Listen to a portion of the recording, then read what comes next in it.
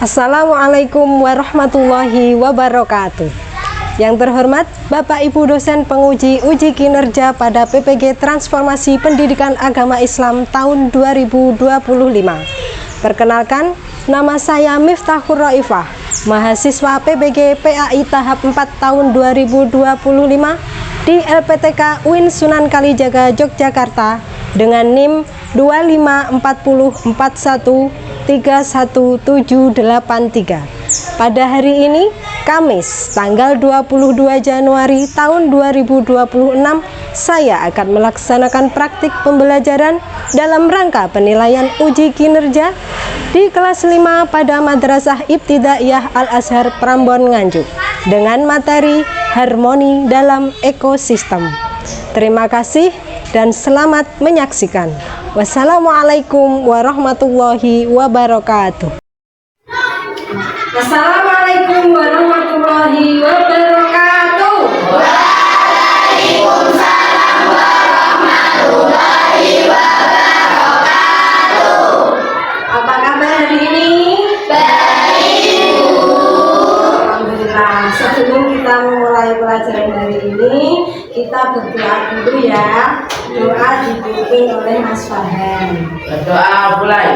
Bismillahirrahmanirrahim.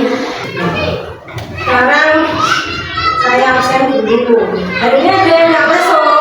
Lengkap ya. Alhamdulillah. Sebelum kita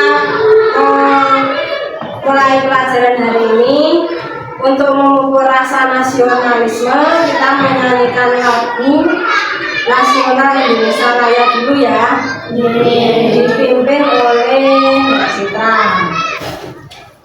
Indonesia tanah airku, tanah tumpah darahmu.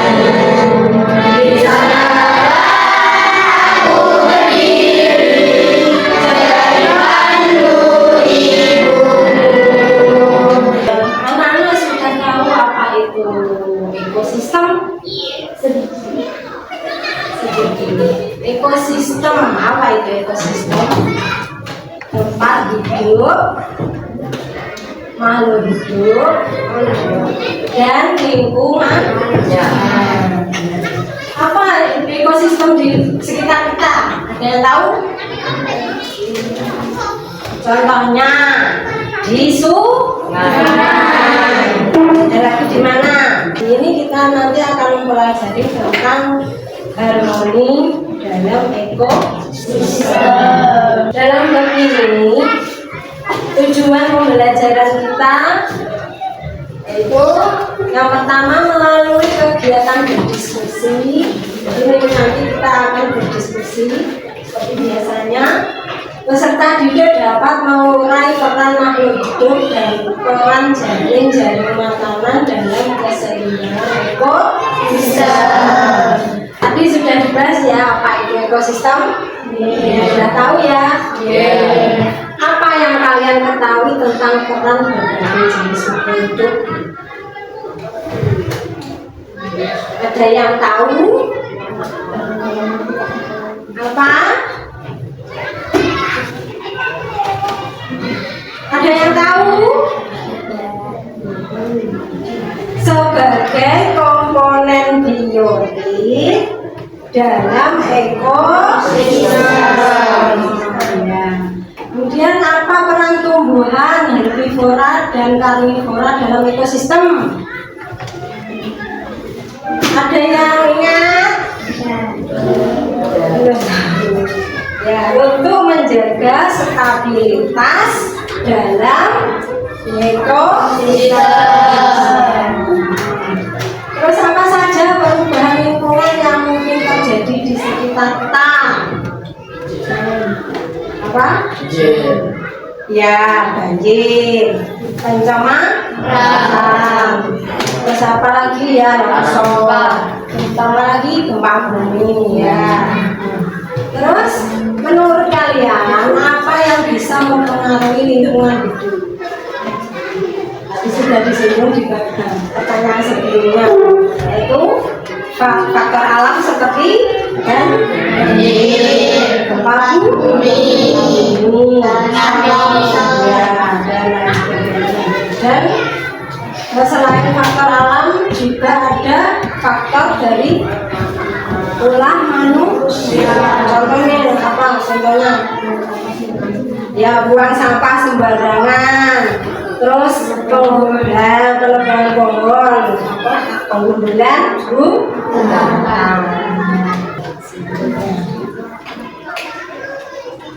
Acara semua lanjut pembelajaran hari ini. Mari kita saksikan video. Halo semuanya, yuk kita belajar rantai makanan dalam ekosistem dan jaring-jaring makanan. Pernahkah kamu melihat seekor burung menangkap serangga? Atau kucing mengejar tikus? Itu adalah contoh dari rantai makanan. Rantai makanan merupakan peristiwa makan dan dimakan yang terjadi di alam. Setiap makhluk hidup membutuhkan makanan untuk bertahan hidup. Nah, disinilah rantai makanan berperan penting.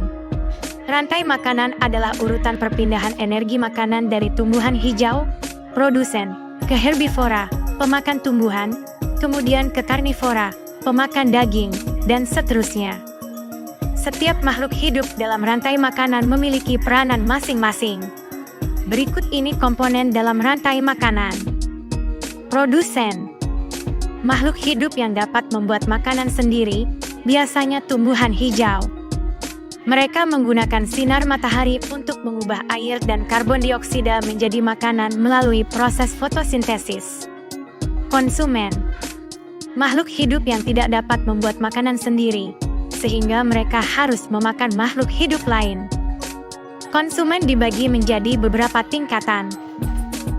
Konsumen tingkat 1, herbivora, pemakan tumbuhan, contoh, belalang, kelinci.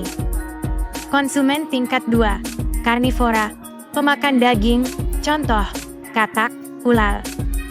Konsumen tingkat 3, karnivora, pemakan karnivora lain, contoh, elang, singa. Pengurai. Makhluk hidup yang mengurai sisa-sisa organisme mati menjadi zat-zat yang lebih sederhana, seperti bakteri dan jamur. Zat-zat ini kemudian dapat dimanfaatkan kembali oleh produsen. Contoh rantai makanan di hutan. Daun dimakan ulat, ulat dimakan burung, burung dimangsa dan dimakan oleh elang. Contoh rantai makanan di padang rumput. Rumput dimakan belalang, belalang dimakan katak, katak dimakan ular, ular dimangsa dan dimakan elang. Contoh rantai makanan di air tawar. Teratai dimakan kecebong atau beludru, kecebong dimakan katak, katak dimakan oleh ular. Contoh rantai makanan di air laut. Rumput laut dimakan kura-kura, kura-kura dimakan gurita, gurita dimangsa dan dimakan oleh hiu. Dalam sebuah ekosistem, tidak hanya ada satu rantai makanan, tetapi banyak rantai makanan yang saling berhubungan. Kumpulan dari banyak rantai makanan ini disebut jaring-jaring makanan. Jaring-jaring makanan membuat ekosistem menjadi lebih stabil. Jika salah satu jenis makhluk hidup punah, maka makhluk hidup lain masih bisa mencari sumber makanan yang lain. Berikut ini contoh jaring-jaring makanan. Rumput adalah makanan ulat dan belalang. Ulat dan belalang adalah makanan katak dan ayam. Katak dan ayam adalah makanan ular, katak, ayam, dan ular adalah makanan elang. Padi dimakan ulat, belalang, tikus. Tikus dimakan ular dan elang. Ular dimakan elang. Elang sebagai konsumen tersier atau puncak karena tidak memiliki predator alami.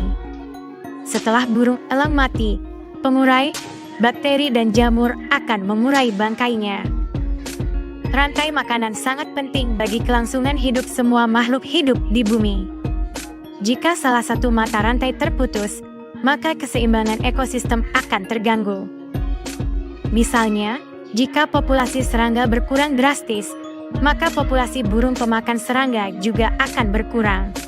Rantai makanan adalah salah satu cara alam untuk menjaga keseimbangan ekosistem. Melalui rantai makanan, Energi dari matahari disalurkan dari produsen ke berbagai tingkatan konsumen, hingga akhirnya diurai oleh pemurai. Dengan memahami rantai makanan, kita dapat lebih menghargai dan melindungi setiap makhluk hidup dalam ekosistem. Coba perhatikan piramida rantai makanan. Dari tropik 1 itu apa? Rumput dan tanaman. Itu sebagai produsen. Kemudian tropik 2, apa itu?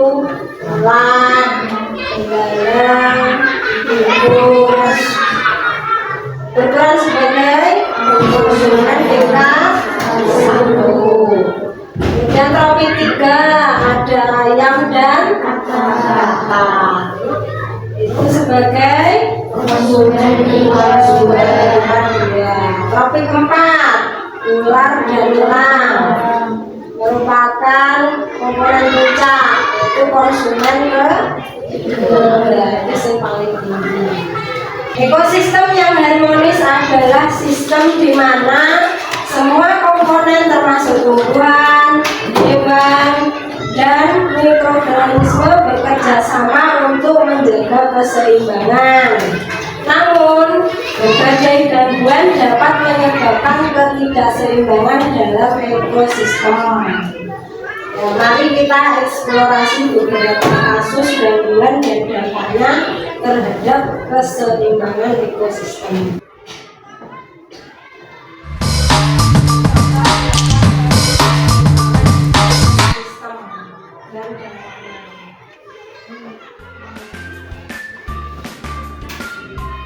Pada video kali ini kita akan mempelajari tentang keseimbangan ekosistem.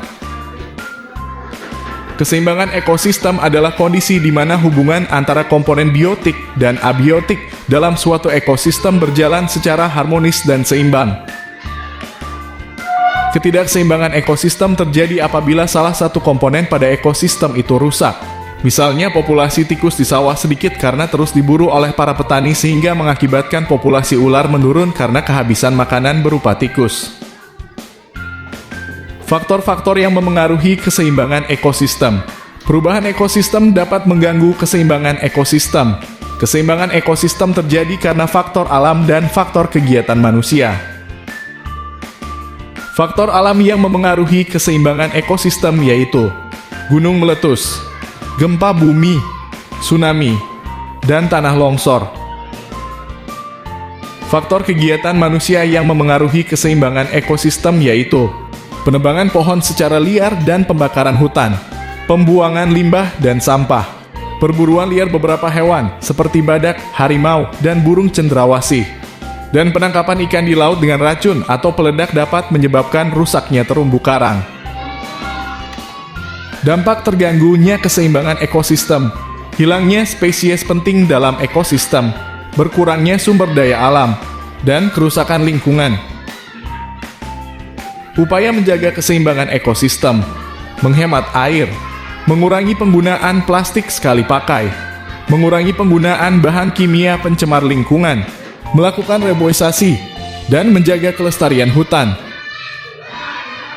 Demikian penjelasan tentang keseimbangan ekosistem. Terima kasih telah menonton video ini. Semoga bermanfaat untuk kalian.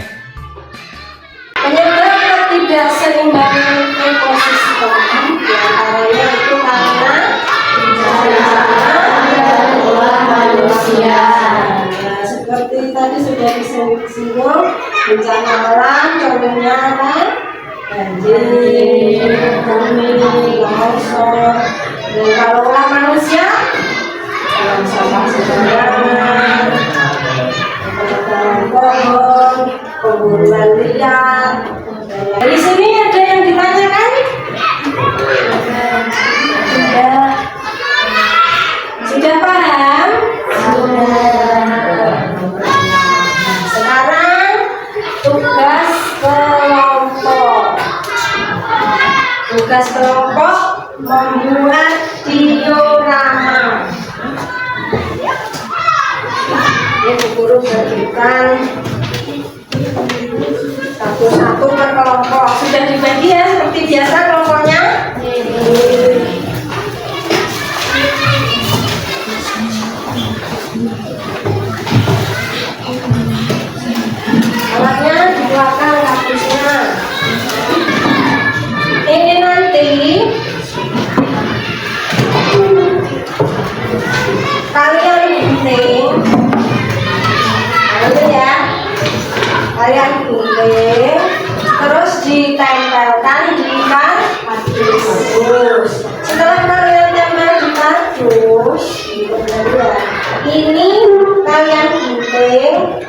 kemudian urutkan sesuai mulai dari produsen.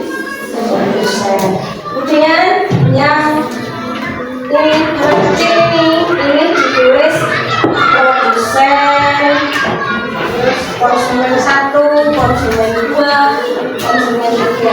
Itu ya, paham? Pak? Silakan dikerjakan.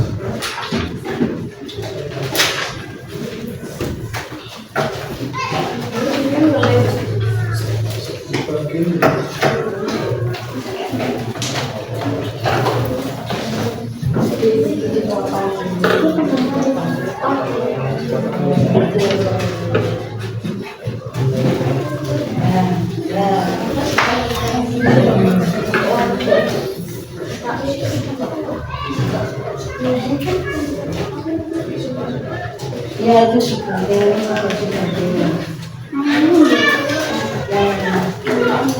nah ini nanti ditempelin.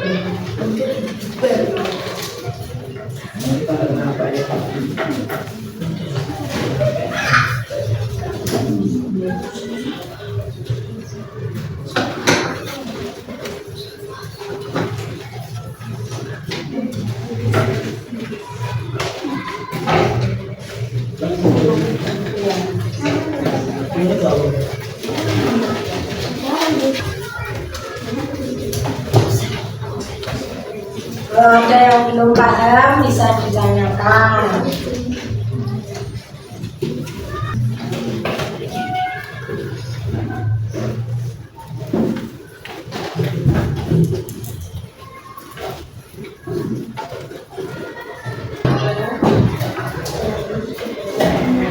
Ya. Sekarang kelompok 1 berjumpa bersama kelompoknya. Semuanya maju.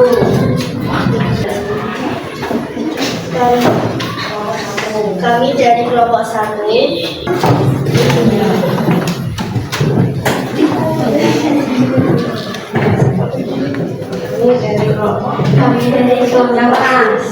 Kami dari kelompok 3 ingin mempresentasikan diorama rantai makanan tiga dimensi ekosistem air tawar. Rumput sebagai produsen, belalang sebagai konsumen 1, katak sebagai konsumen 2, ular sebagai konsumen 3, jamur sebagai pengurai. Benar sampai sana? Benar semua. Terima kasih semuanya.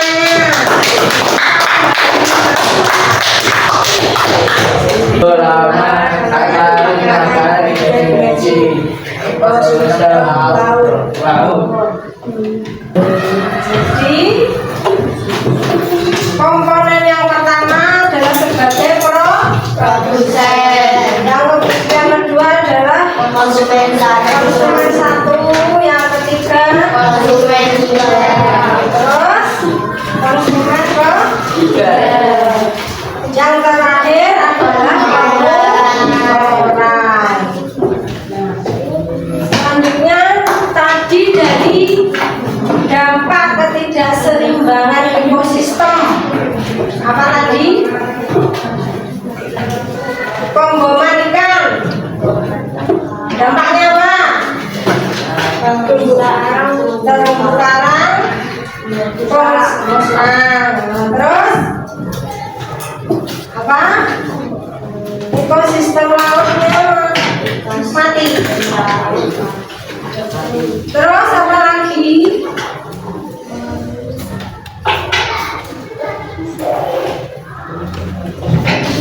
Kehidupan di laut berkurang. Kalau di hutan apa tadi? Penggundulan hutan.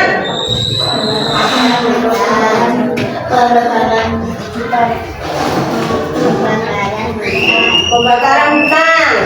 Dampaknya menjadi habitatnya terus terjadi tanah dan sebagainya. Sekarang yang terakhir adalah evaluasi. Ini nanti dijawab, diberi nama, kelas, kemudian kalau sudah nanti dikumpulkan.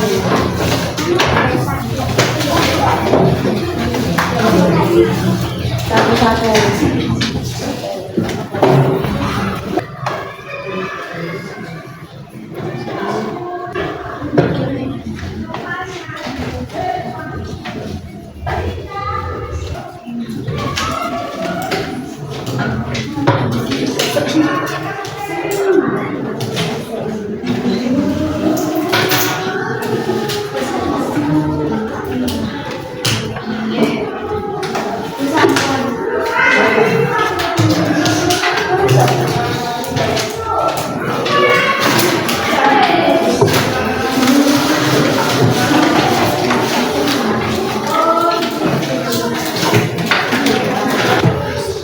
Sudah ya semuanya? Kesimpulan materi hari ini apa?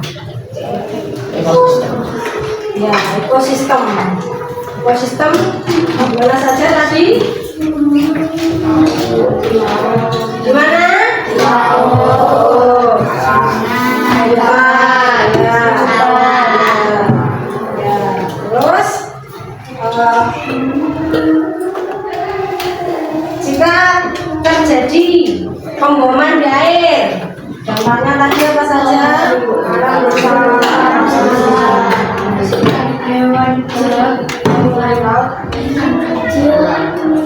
Ya, terus selain itu, kalau di sawah pemusnahan hama, kalau tikus mati semua, dampaknya untuk petani panen melimpah. Kalau untuk ekosistem, ya.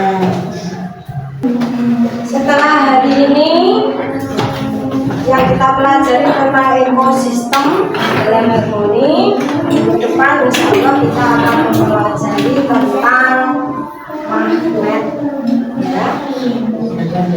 Ya, sekarang sebelum kita akhiri pembelajaran hari ini, kita berdoa bersama dulu membaca surat Al-Asr 1 kali. Dipimpin Mas Farhan.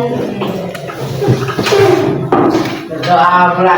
Bismillahirrahmanirrahim. Sekian dari saya, kurang lebihnya mohon maaf. Wassalamualaikum